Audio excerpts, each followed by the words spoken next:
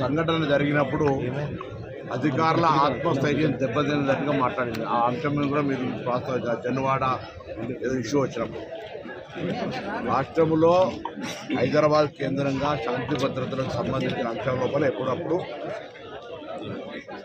కఠినంగా గట్టిగా వ్యవహరించాల్సి వస్తుంది. జరిగిన సంఘటన గురించి ముఖ్యమంత్రి గారు స్పష్టంగా శాసనసభలో చెప్పిన తర్వాత కూడా బండి సంజయ్ గారు అట్లా మాట్లాడుతున్నారు అంటే వారి విజ్ఞత, వారికి ఉన్నటువంటి వివేకం. నేను ఈ అంశం మీద ఎక్కువ వారి అభిప్రాయాన్ని వాళ్ళు చెప్పుకునేటువంటి పరిస్థితి ఉంది కాబట్టి గవర్నమెంటు, ప్రజలు, ప్రజానీకం ఏమనుకుంటారు అనేటువంటి మాటని స్పష్టంగా చెప్పాను. ఇక నేను ఇంతకుముందు అన్నాడు కేంద్ర మంత్రిగా ఉన్నప్పుడు వారు గౌరవనీయులు, వారు మరొక్కసారి నేను విజ్ఞప్తి చేస్తా ఉన్నా, ఆ కుటుంబాన్ని కూడా పరామర్శ చేసి రమ్మని కోరుతా ఉన్నా. వారిని ఏ విధంగా చనిపోయినరు, మిగతా హాస్పిటల్ ఉన్నారు, ఆ పరిస్థితిని చూసొచ్చి అప్పుడు స్పందించమని నేను బండి సంజయ్ గారిని కోరుతాను. నేను అల్లు అర్జున్ ప్రశ్న పెట్టినా అదే అంటారు. దీనికి సంబంధించి ఏదైనా ఆల్రెడీ శాసనసభ వేదికగా గౌరవ ముఖ్యమంత్రి గారు ఇప్పుడున్నటువంటి జరిగినటువంటి అన్ని స్పష్టంగా చెప్పినారు. నేషనల్ వైడ్గా తెలుగు జాతిని పూర్తి స్థాయిలో చూపెట్టడం ఇక్కడ ప్రభుత్వం ఇంత చేస్తూ ఉంది, కక్షపూర్తంగా వ్యవహరిస్తుంది. మళ్ళీ ఇప్పుడు మీకు ఎక్కడ కక్ష కనబడ్డది నాకు అర్థం కాలేదు.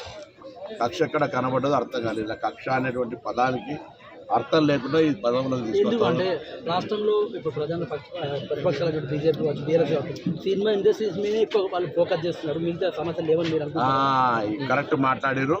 మొన్న అక్బరుద్దీన్ ఓవైసీ శాసనసభలో మాట్లాడుతూ ఏసీబీ కేసుకు సంబంధించి శాసనసభలో చర్చ చేయాలంటారు.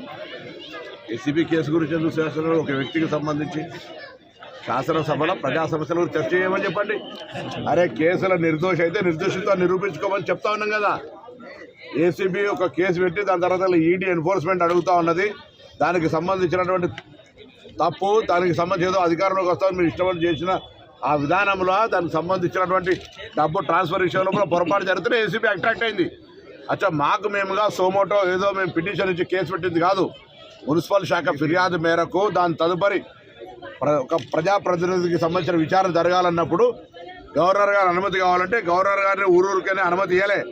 గవర్నర్ గారు కూడా న్యాయ నిపుణులతో, అటార్నీ జనరల్తో సలహా తీసుకొని ఇచ్చినాడు.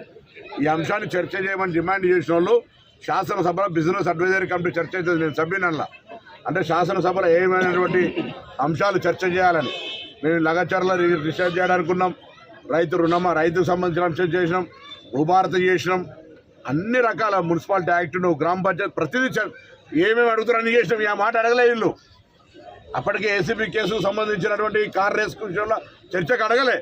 అడిగితే మాకేం నిన్న రోజులు అసెంబ్లీ రాత్రి ఒక్కోటి దాకా అసెంబ్లీ నడుస్తుంటే మాకేం చర్చ చేయడానికి ప్రజా సమస్యల మీద, ఒక కుటుంబానికి సంబంధించిన అంశం మీద శాసనసభ చర్చా వేదిక కావద్దని చేయలే.